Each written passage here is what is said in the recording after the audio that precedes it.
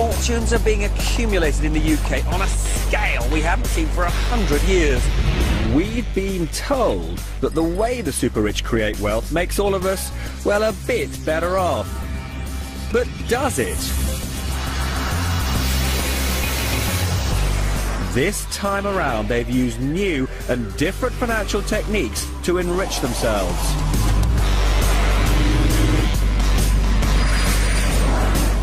And right now, they're the big winners, and we seem to be the losers.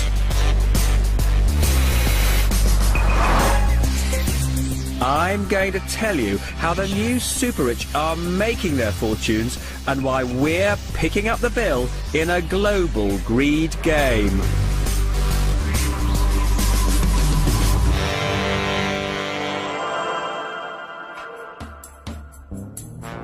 In the past few years, the City of London, financial services, have contributed a third of all our economic growth. London is the capital of capital. London, for the international community, is a beautiful city. A lot of people are living in London that they might find interesting to meet. It's got the restaurants, it's got the clubs, it's got the bars, it's got the decent hotels, it's got the nice houses. It's safe, it's secure. There's a lot going for it. More than 50 billionaires call Britain home. Not since the 19th century have there been such opportunities for so many to make quite so much money. At least 30,000 Brits now earn more than £500,000 a year. In 2006, 4,200 city executives took a bonus of £1 million or more. And among hedge funds alone, 150 people have been earning more than £20 million a year. The only other period we have seen similar accumulation was during the Industrial Revolution in the Victorian age, when the whole raft of Victorian industrialists made massive fortunes very quickly. But even that was over a period of 40 or 50 years. This has been in the last 10 years.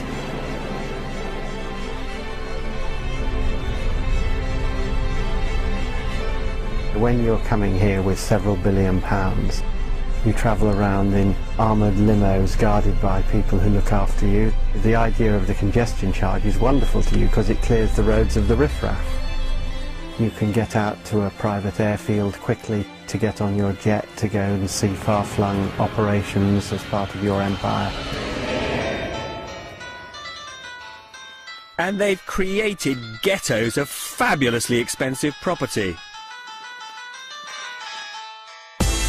This house in North London recently sold for £50 million. The new owner will be spending probably another up to £30 million creating what will probably be the most desirable house in the world. And just outside London is this brand new 26-bedroom mansion. It's on the market now for over £70 million, but it's the running costs of over £1 million a year that means only proper billionaires need bother to view it. Even so, the developer, Leslie Allen Verco, tried his best with me.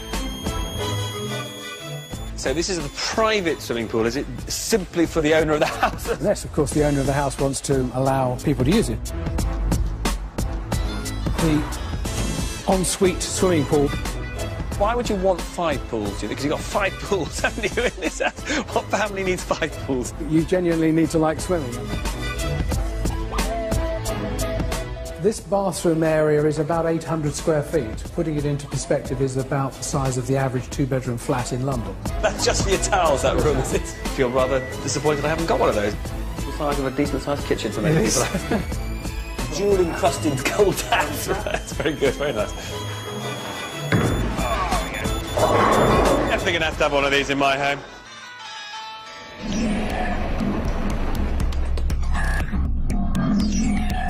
So how have all these people become super rich in such a short time? Unlike the past, it's not been about finding new resources or exploiting new technology. The answer lies in how they've conjured with money itself. and they were helped to become wealthy beyond anyone's wildest dreams by a sharp fall in the cost of money for them and all of us, engineered by the US Federal Reserve. It sets interest rates for America and, in a way, for the world. A clear September day. The American economy was already faltering after the bursting of the dot-com bubble, and then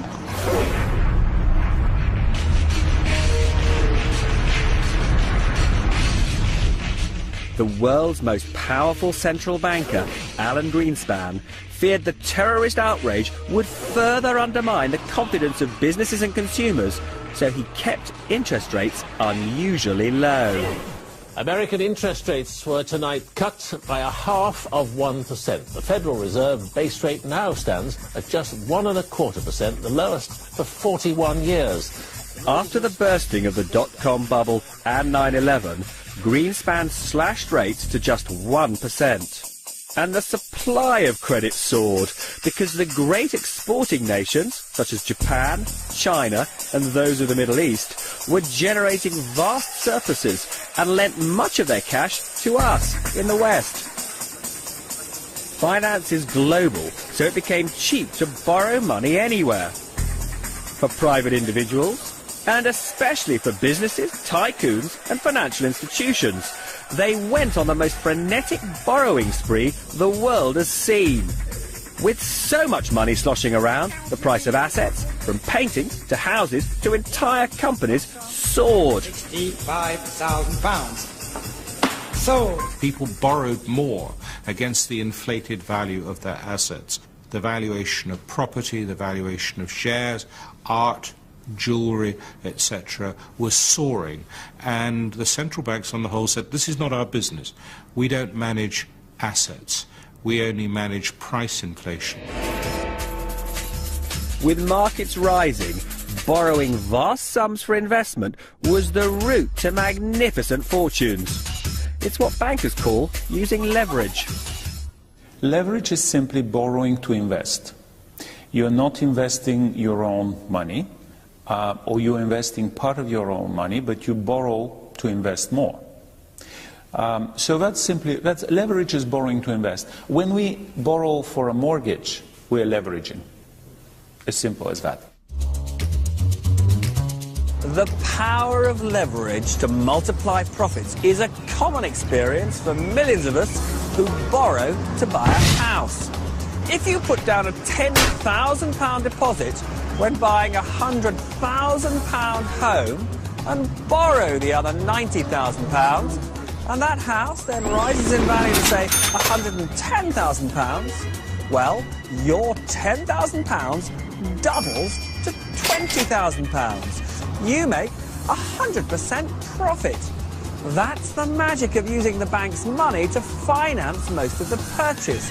And in a rising market, the more you borrow, the greater your profits. The level of debt that became available for deals became very, very high. And what was really uncomfortable was that not only was it a high level of debt, but every passing month you could get more and more debt. With debt so cheap, deal makers were borrowing mind-boggling amounts to invest in financial markets, in property and in commodities, or to buy entire companies. Banks were willing to lend on multiples that they'd never known before. The past 5-6 years have been unprecedented in terms of cheap debt, quite frankly. And have we benefited from that? Absolutely. You know, I would rather be lucky than clever every time. So we'll take every bit of luck that's going our way. And for Tom Hunter, Britain was a pretty good place to be, because since 1997, Labour has tried to make the United Kingdom a land fit for the new super-rich. Well, I think, first of all, you've got to thank your lucky stars if you are an economy which has the vibrant and successful industries to a disproportionate degree, because that is generating wealth that you can do something with. So it's better to have the wealth generated that you can do something with than not have the wealth generated at all. There was a time, however, when our Prime Minister was explicitly hostile to the idea that tax rules should favour the super-rich. The Chancellor and the Labour Treasury will not permit tax release to millionaires in offshore havens. We will end a situation where millionaires can pay no tax. But in government, Gordon Brown changed his mind. Labour feared that the super-rich would flee Britain if they had to pay the same rate of tax as the rest of us. And if enabling them to stay meant a widening in the gap between the super-rich and the rest of us, well, Gordon Brown believed that was a price worth paying for the benefits that might accrue. We want the best people in the world to come here because the spin-off and the clusters and the multiplier effect of them building businesses within our country is phenomenal. And why not have the best in the world right here?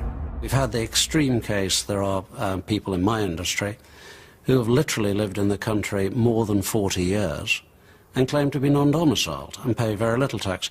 Now that seems to me, both politically and indeed at some danger of the word morally, fairly repugnant.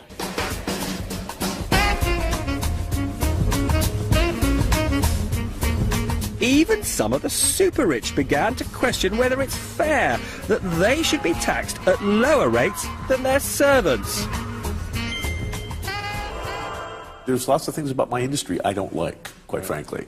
But I think that, broadly speaking, and I'm speaking personally now, not for my industry, the concept that hedge fund managers pay a lower tax rate on earned income than, maids that clean their office, I think is just palpably absurd. By the start of the 21st century, these two factors, the power of leverage and low taxes for enterprise, gave birth to a new set of business superpowers. Among them are the private equity firms who borrow huge sums of money to buy whole companies.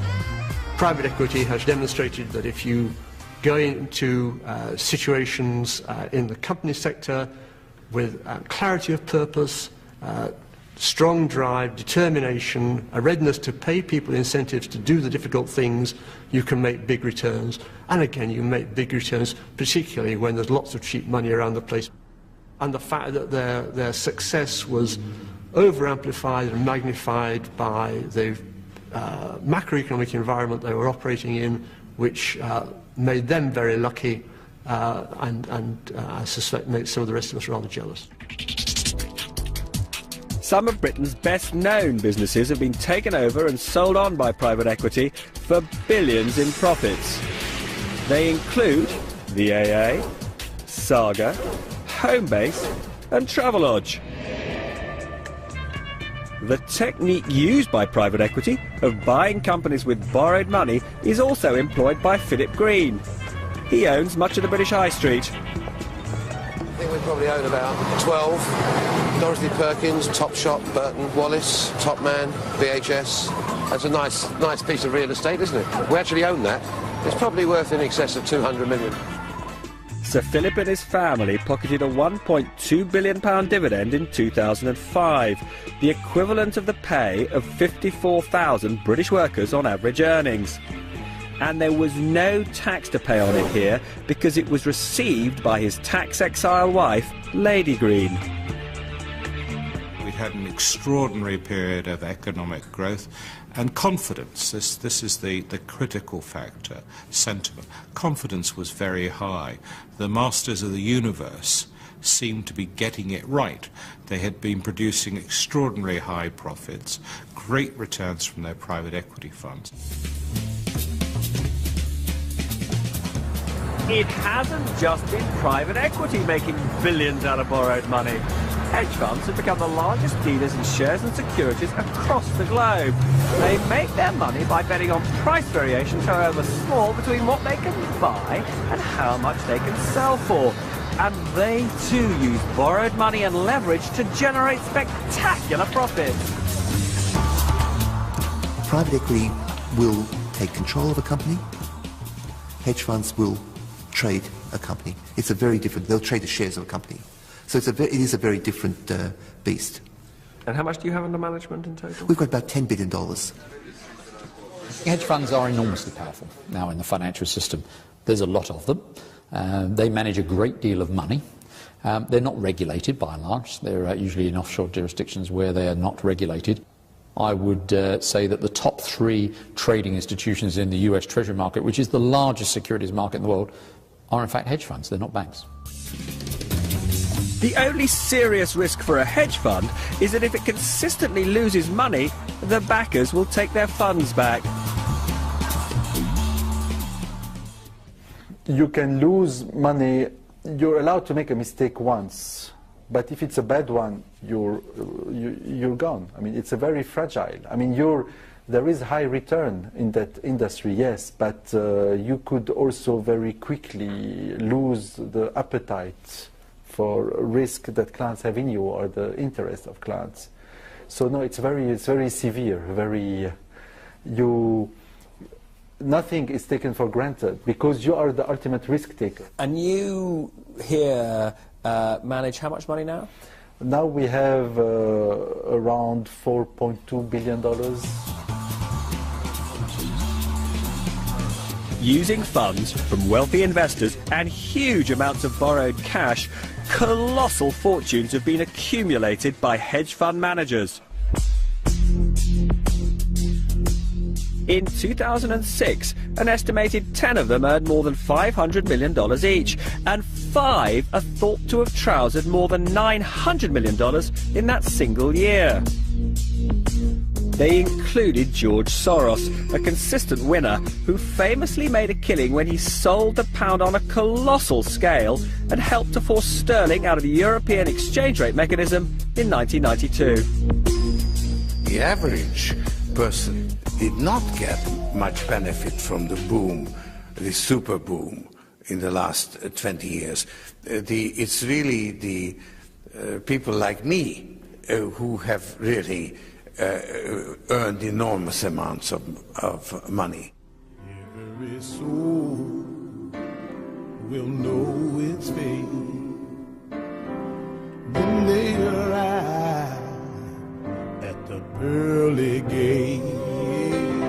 The spirit of an age can be captured in its art, so perhaps this is the symbol of all that debt-fueled financial excess.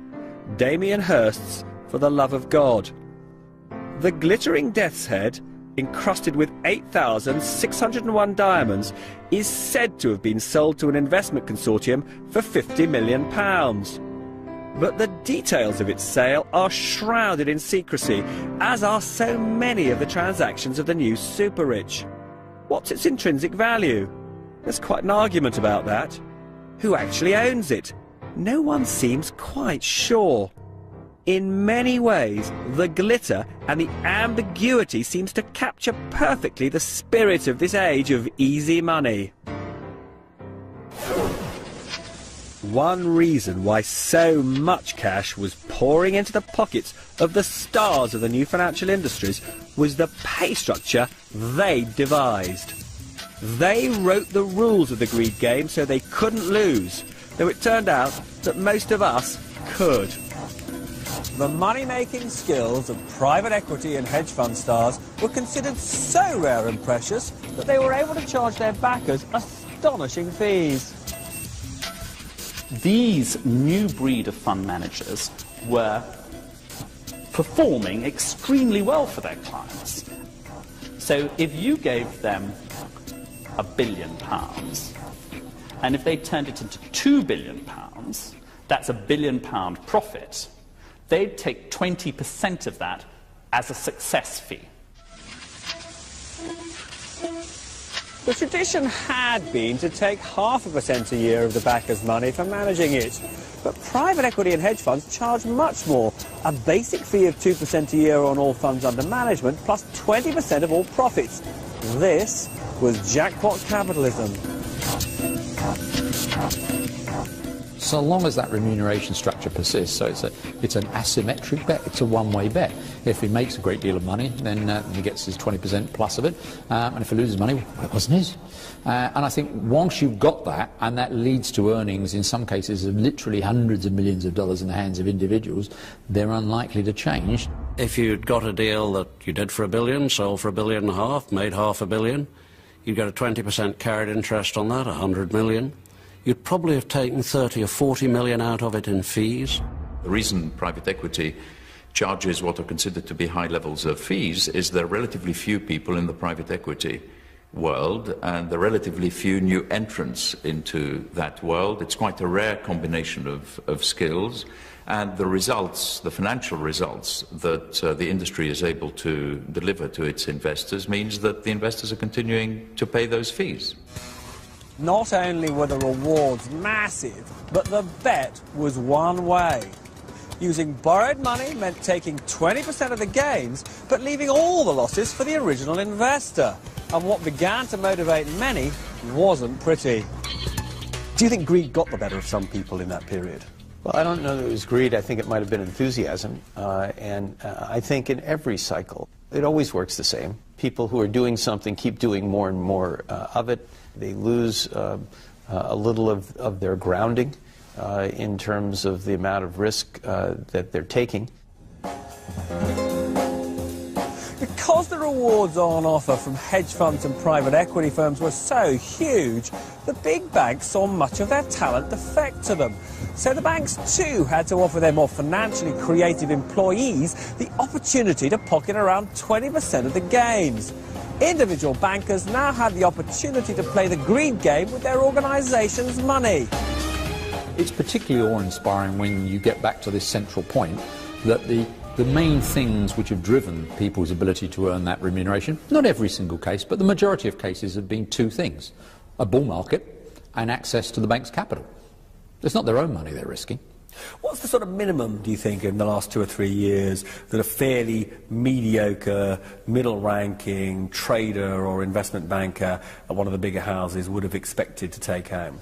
You're probably talking about $1 million bonus in those circumstances. And how high does it go? There isn't any limit. And as the greed game intensified, other professionals joined in. They were eager to facilitate the deals which would reward them, rather than ask awkward questions about all that debt that was being heaped on the system. Everybody else joined in. The investment banks who are selling companies, the accountants who are increasingly doing less and less work to make deals happen quicker and easier, the lawyers who are finding their ways through difficulties by pretending they weren't there. Everybody contributed. It was a big bubble. And people made a lot of money out of doing as many deals and as big a deal as quickly as they could. If you were a Wall Street investment banker making $3 million a year, you were on top of the world. You were the master of the universe. Suddenly, that banker making $3 million is looking at the hedge fund guy who he used to work with making $3 billion or maybe $1 billion a year. So it's created this big class warfare and envy between what I call the haves and the have-mores. Many of the have-mores feel a visceral desire to prove their superiority over the mere haves. So there's quite an industry catering to their needs for those little extras. Meet Charlie, who provides what they want, however eccentric.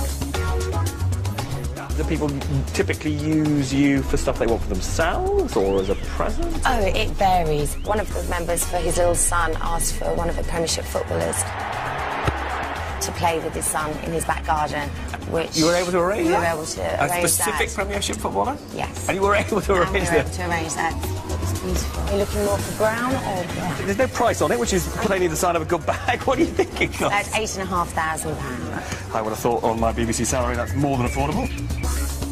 We now have requests of submarines. No, really? Yeah, so they have their own submarines made. You can speak to someone and create your own submarine, which is definitely unique and different. Yeah, unique and different. I think I'd probably find myself feeling a bit claustrophobic Definitely. in there, Couldn't some days, could you? One of our members called last week asking for a jet fighter for her garden. Well, she wanted a jet fighter just in her garden? In her garden. As an ornament? Yes, that's all she wanted. Why? I don't know why. We don't ask. We just say, of course, madam. We have to come up with more and more extraordinary experiences, whether it be living with a tribe in the Sahara for 6 weeks, to challenge yourself and your mental state, through to, climbing Everest. We have a Valentine's Day extreme event where you can have supper with your wife or your husband on an iceberg up in the Arctic. To walk onto boats that are, and boats probably isn't a great description of them, vessels, that are larger than most homes that I've been into, that are 200 feet long, that can only go into limited ports because only so many ports can handle them. But to walk into staterooms that frankly you would think you were in the Palace of Versailles or Buckingham Palace or the White House, it is pretty amazing. And every time I walk onto one of these boats and have the opportunity to tour them, it continues to take my breath away. With such a boom in full swing by 2006, it looked like nothing could stand in the way of the players in the greed game. And yet the very methods they used to make all that money contained flaws that would topple them, derail the world's biggest economy, and cause mayhem for the banks on which we all depend. Low interest rates didn't just make it cheap to borrow, they gave little incentive to save. And this had significant consequences for the banks, which needed to raise money to meet the inexhaustible appetite for loans. The first thing is that we had a significant decline in savings rates. So the deposits fell. The banks could not necessarily provide all the funding for the products they got demand for simply from deposits. So they had to look for other forms of funding. And one of the forms of funding was to repackage some of the assets they have, sell them onto the market, get cash for that because they're transferring the assets away, and in this way they have now more cash and they can start lending again. So in America, Wall Street banks started by selling good quality loans to raise money and then looked at what else could be sold. There was this machine that Wall Street created which was really remarkable. And they kept on pressing this technology to the point where they said, well, prime mortgages work. How about we expand this technology to include less creditworthy home buyers? With no income verification, no bank statements, and no tax returns needed. And with this no documentation loan, Greenlight Financial Services gives you the choice. Individuals, often those with the worst of credit histories, were given the opportunity to borrow to own that cherished home. They were known as subprime borrowers, and there were truly frantic attempts to lend to them. The ads would be, literally, just released from prison, never had a job, can't document that you are even a citizen. Please come down. We would like to make a mortgage for you. In Cleveland, Ohio, the mortgage brokers wouldn't let any opportunity to earn a commission slip away. They came out to my job. It was a snowy day, and I was told if I wanted the house, I had to sign then there on the spot. So I just signed hurriedly. I was looking for a place for my children and myself, and it was like either you sign or you don't have a home. So I just signed. My Heavenly Father, the mortgage brokers which supplied subprime loans to the likes of Eleanor Hall didn't keep those loans on their books. The capital for those loans came from banks on Wall Street, and after the loans had been made, they were sold by the banks at a profit to investors who might be thousands of miles away in Europe or Asia. The new model says I make the loan, I package it up, I sell it on to somebody else, it's gone as quickly as possible, and there is no ongoing or continuing involvement or relationship or responsibility on behalf of the lending bank. Every time a mortgage was given, the broker took a commission. Every time those mortgage loans were sold on by the banks that extended the credit, the banks booked a profit. And because the banks had sold the risk of that loan going bad to someone else, there was little proper incentive to impose proper checks that the borrowers really had the means to repay their debts. In subprime, you go from 4 times income to 8 times income. You go from checking the incomes to not checking the income, from doing proper valuations to using Google Earth and postcodes to value houses, which was done. So everything was driven far too far. Do you own a house? Are you looking for lower mortgage payments? Yeah, who can help me with that? Cal can. There was a torrent of cash for subprime loans thanks to a banking breakthrough called structured finance, which turned risky loans into supposedly safe investments. This is how it works. Here are 3 risky subprime borrowers. And over here are 3 investors who buy investments created from their mortgages. One investor loves risk, one likes a bit of risk, and another hates taking risks and wouldn't normally lend to a subprime borrower. Now here's the great innovation known as structured finance, which persuades the low-risk investor who controls billions to lend to our subprime borrowers. I'm a clever banker, well, let's pretend, and I'll mix these 3 mortgage loans together and create 3 new investment opportunities. To Mr. No Risk, the pension fund manager, I promise that he'll get first dibs on whatever cash is received from these 3 borrowers. And because he's getting first dibs on the cash, he thinks the money he's investing or lending is as safe as can be. To Mr. Medium Risk, the investment banker, I promise that he'll get the second bite. And the lover of risk who runs a hedge fund, she'll get whatever's left over. In the unlikely event all my borrowers pay on time, the 3 investors all do very nicely. If one borrower gets into difficulties, well, we sort of assumed that would happen, and my investors are still pretty happy. But if none of them pay, then they're all facing losses and are pretty upset, especially Mr. No Risk.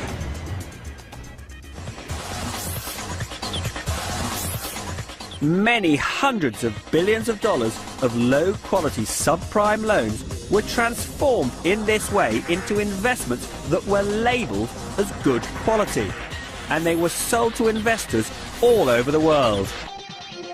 It was a worldwide phenomenon. This risk really was taken out of Boston, out of Massachusetts, and really spread, almost atomized like a fine mist around the world. And what was the motivation for selling quite so much debt? Basically greed, quite frankly. But by repackaging them into these more exotic vehicles, we could then yet again front-load the fees. And I can't stress how important it is, the self-interest being moved forward in this process. The market was booming. So if you go back to 2006, you'd probably be talking 1.7, 1.8 trillion of market volume. Not only my bank, but many banks, talking about the overall market. That's a significant amount. So everything is positive, bullish, there's fire going on. So the overall market gets into a frenzy. Most of the world's big banks, from Citigroup and Merrill Lynch in the US to our own Royal Bank of Scotland and Barclays, were stampeding to make profits by turning risky subprime loans into supposedly high-quality investments. A situation where a guy who's organising bank debt could take home a bonus quite literally 40 times his salary does bias behaviour. The guys wanted to do deals. Everybody has to get on board or they'll be left behind. They couldn't refuse to play because if they did, they wouldn't have been bankers. The banks would have lost clients and so on. The markets can't help. They have to go to excesses of euphoria and despair. But the quality of the investments was not what the bankers thought it was, because more of the borrowers defaulted than they expected. You guys ready? Let's start this. Get this eviction on the roll here.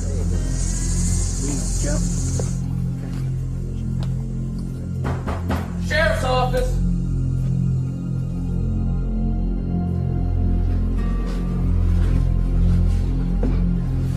started, we were getting about 12 evictions a week. Now we're getting 90.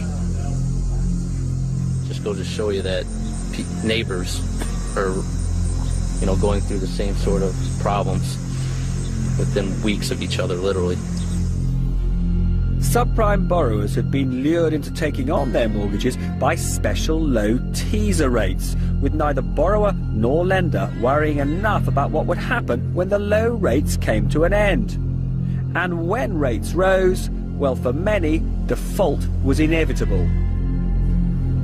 At the end of her introductory offer, Eleanor Hall's monthly payments went up by a painful 75%. I was under the impression that I had a fixed rate of $625 a month. I had no idea that I had a variable rate that would escalate every 3 to 6 months. So my mortgage went from $625 a month to $1,098 a month. You could borrow 100% of the debt without any questions asked, and with a teaser rate that really got you sucked in. The very word teaser rate gives the game away. The essence of good banking for millennia, that the lender is supposed to check whether the borrower can actually repay, had been lost.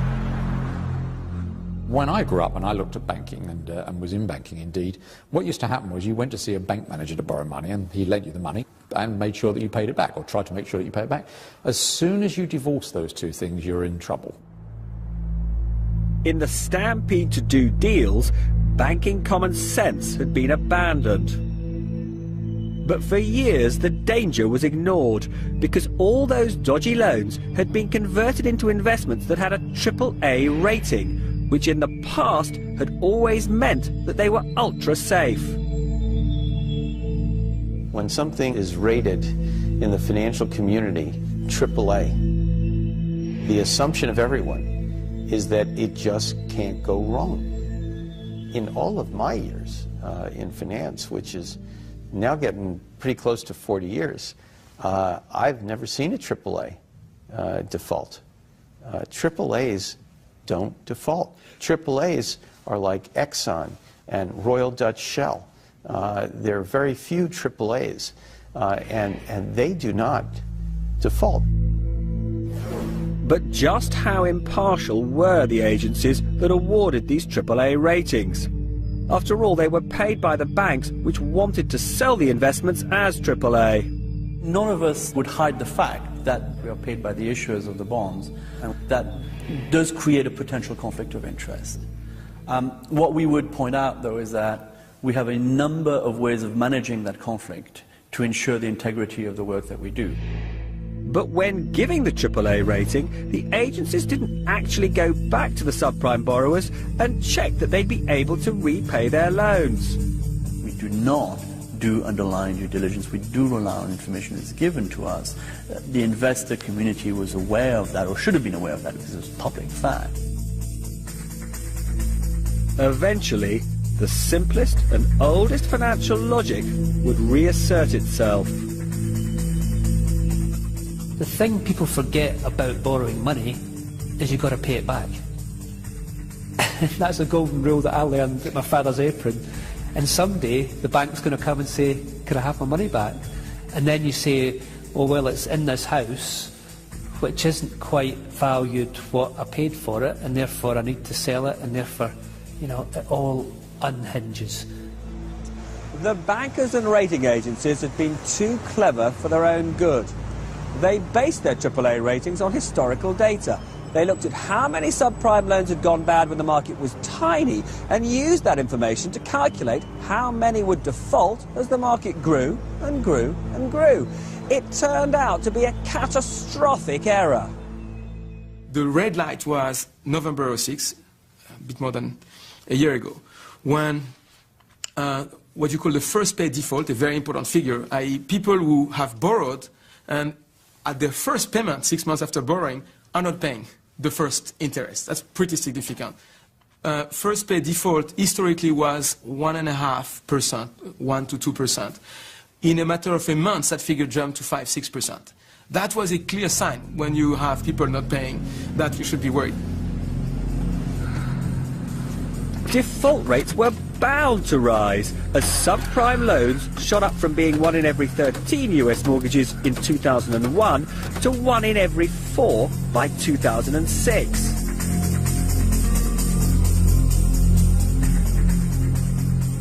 I received this notice the beginning of September. It was plastered to my door. It was bad enough, it broke me down, but I had to do everything to keep my children in control because I really didn't want them to know what was actually being done. Eleanor Hall, like thousands of others, can't pay and has been made homeless. I don't ever see myself owning another home. I just don't see it. I don't trust. I'm always looking over my shoulder. People I thought had my best interest, they was only out for $1. Here's what really shocked the bankers. Subprime loans were going bad faster than any other kind of loan, in a wholly unprecedented way. In the past decades, it was always the case that the general population would default on everything else in order to keep their house at default. Credit cards default on their loan to buy their fridge, they default on their car loans. And then finally they would default on their mortgage. They're keeping their credit card current and they're defaulting on their mortgage first. This has never been seen before. When the scale of losses from subprime loans could no longer be ignored, the holders of all those AAA investments made out of subprime loans had a horrible awakening. In August 2007, a big French bank, BNP Paribas, sparked a global financial panic when it announced that it couldn't value its holdings of investments created from subprime loans. When BNP came out with that, this was a moment of saying, it's time to go home. Children, the party's over now. Banks became reluctant to lend to each other because they weren't sure which of them were holding the subprime poison and whether they would ever get their money back. The multi-trillion-dollar money markets that underpin the global economy seized up. The speed at which it happened, the way in which financial institutions just, withdrew from the market because they were worried, I think that was unprecedented. And it surprised politicians, it surprised regulators, and certainly surprised the banks. So once you're in that vicious circle, lack of confidence, bit of lack of trust, you don't know who's holding the problem, everybody then, like lemmings, run for cover. Once people got scared, they started being less happy to lend to each other, they started being less happy to work with each other, and again, that in itself led to all sorts of other activities, specifically securities going down in price. Was that fear rational? Is fear ever rational? I don't know, but is that fear rational? I'll give you a short answer, yes. The fact that people did not know the full exposure to the subprime area or to the SIV area or whatever, yes, of course, if you don't know something, being fearful is rational. Once the river of money stopped flowing, with banks and financial institutions loath to lend to each other, there was a very high-profile casualty in Britain. One of Britain's biggest mortgage lenders needs emergency support from the Bank of England. Northern Rock has problems raising money because of the crisis in the financial markets. Yeah, absolutely clear. There is no suggestion that this business is fundamentally bust, but merely running out of money in this way for a bank is extraordinarily serious. The company was very successful because it was taking a tremendous amount of risk. Northern Rock went to the brink of insolvency because its business was dependent on raising money by selling its mortgages to international investors. And when investors were burned by losses on subprime, they refused to buy any mortgages, Northern Rock's or anyone else's. They were actually possessed of enough capital to survive approximately a 1-week shutdown in the capital markets. That was all. Banks across the world, in Germany, France, Switzerland and the US, have lost tens of billions of dollars and have had to be bailed out by governments or by investors with deep pockets.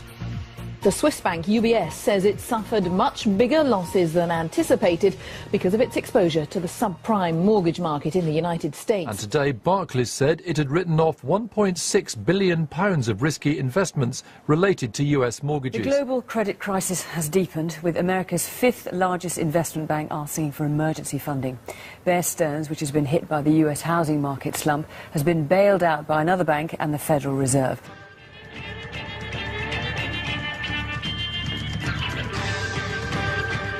Some of the bankers responsible for the financial losses are losing their jobs.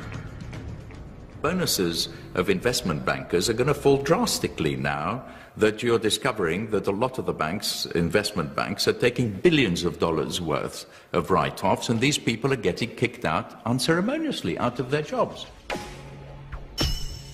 As for those companies bought by private equity, well, if they took on too much debt, they'll experience difficulties, which would be bad news for their investors and employees. There are some clear examples of loans which are looking dreadful now. Some of the leveraged buyouts done at Fatface, the retailer, Countrywide, the estate agent. The loans on those companies are being dealt with regularly now at discounts of a quarter or more to their face value. So clearly there are some bad loans out there. But many of the super rich who helped create this unsustainable boom are sitting pretty. There are a lot of people who have made enormous amounts of money, created great mayhem, and I'm afraid they're not going to get hurt greatly by what's happening now. There is, I understand at the moment, for example, quite a shortage of high-end hotel rooms in the Caribbean, Mauritius and similar places, because these people have got nothing to do at the moment and lots of money. Having trousered so much, the super rich apparently have a problem many of us would love. Very top-end people are very liquid, have made a lot of money in the last 10 years. In fact, probably find it quite difficult to spend the money they've earned. And that's why companies like us, I think, are very successful, because we help them spend their money.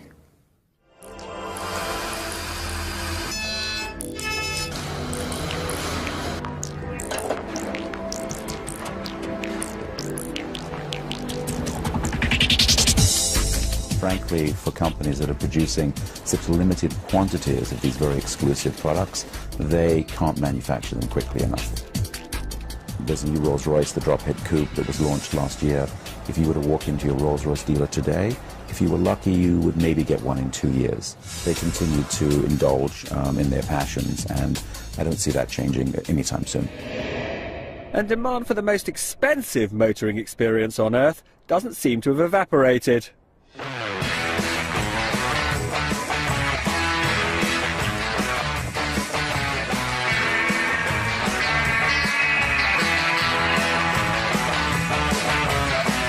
The car is not only the most expensive and fastest car on the planet, but it's also one of the most usable cars. The customer who pays 1.1 million euros plus tax gets a car which is really second to none.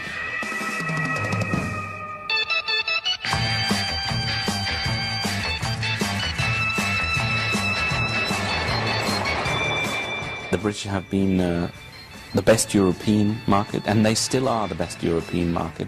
They are only the second to the US. Our best dealership in the world, a single dealership in the world, is Jack Barclay in London. So for the super luxe industry, price cutting isn't on the agenda. The $1 million watch cannot be affected by no price. That's the extreme. The extreme is safe. At the 1 billion, there will always be demand for $1 million watch. That is for sure. And if you want to build a new watch brand and you want to go safe, start with 1 million, your first price. Then you are safe.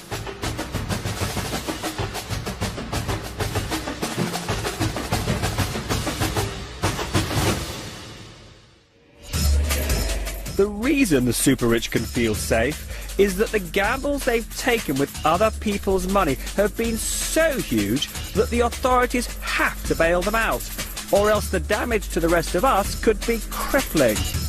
These people who operate in the financial markets, they're smart. They know that they are too big to fail. They know that the authorities will ride to their rescue.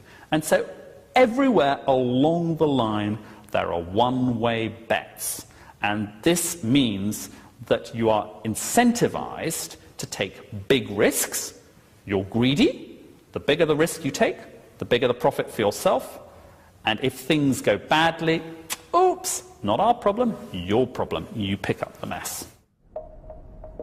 It's a mess they've landed all of us in. The losses incurred by banks, hedge funds, insurers and other financial businesses, which could reach $3 trillion, have reduced their willingness to lend to any of us and badly damaged the global financial system. It's as though the mechanism for injecting fuel into the economy has broken down. And when that happens, we all suffer. I think it's a mistake for people to think these events don't apply to them. That they don't own any subprime mortgages or collateralized debt obligations or even equities, so what does it matter to them? It affects us all. And the credit creation process is at the heart of everything in our economy, and without that you cannot get normal functioning. And I think the damage that's been done to that is large and it's persistent. So when you talk about the average home owner and worker in its impact on them, they probably will find that their mortgage costs more, whatever the absolute level of interest rates. If they're unlucky, they may find that their job's affected by this as well. I think there are some very severe real-world effects on people's ability to borrow. Our banks have less money to lend to us, and they're charging more for what they will lend. That's leading to falls in house and property prices, which makes us feel poorer. And it risks creating a vicious downward spiral as we spend less and the economy slows down. Just to translate that into what it means for ordinary people, if people are borrowing less, saving more, that'll translate into slow growth. Does it translate into a serious recession in your view? I don't expect a worldwide recession. I do expect a recession in the United States, the severity of which cannot be predicted. As a result of recent budget changes, the British tax system may no longer be quite so favourable to the new super-rich as it was. But what about the widening income and wealth gap between the super-rich and the rest of us? It's more the way that wealth's accumulated. If wealth's accumulated out of people growing companies successfully, that's generally good. It's hard to come up with a real negative on that. If, on the other hand, it's some guy who's made all of his money out of making 2 or 3 huge financial bets, then the social implications are much wider, because those bets will go wrong as well as right, and when they go wrong, there will be a lot of victims other than the guy. So there's a social and political issue there. So the guy who's made $100 million out of being the promoter of over-leveraged structures, that's a political issue. He's caused a lot of damage and he's got very rich. I think an economy which is characterized by extremes of wealth is not a secure and safe economy, any more than one economy versus another economy. Extremes of wealth and income give rise, I think, to very serious moral risks. That might not matter if we could be confident that lessons are being learned from the crisis. But what we see is that America's central bank, the Federal Reserve, is once again slashing interest rates and pumping cash into the system. Now, didn't that start the whole poisonous process? You have a boom-bust process similar to many that we have had in the last decades. But it's also the end of a super boom that has lasted since the end of the Second World War.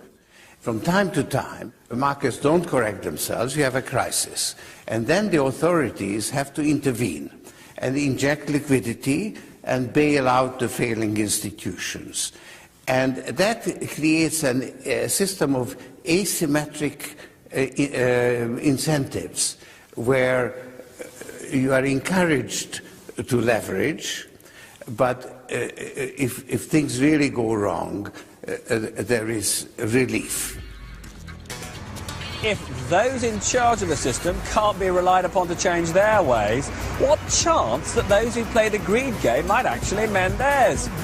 They've been incentivised to take dangerous risks with other people's money in the hunt for big profits and vast rewards. Have those incentives been eliminated? No, not really. I think that if you set up a basic remuneration structure where people get paid 20% of the gains from playing with other people's money, I'm not quite sure what possible event could occur to make them learn anything from it. You really just need to change the structure. That's the only thing that will get their attention. And who's going to change that structure? There's only really one group of people who ever can change any structure like that, and I think that's the owners.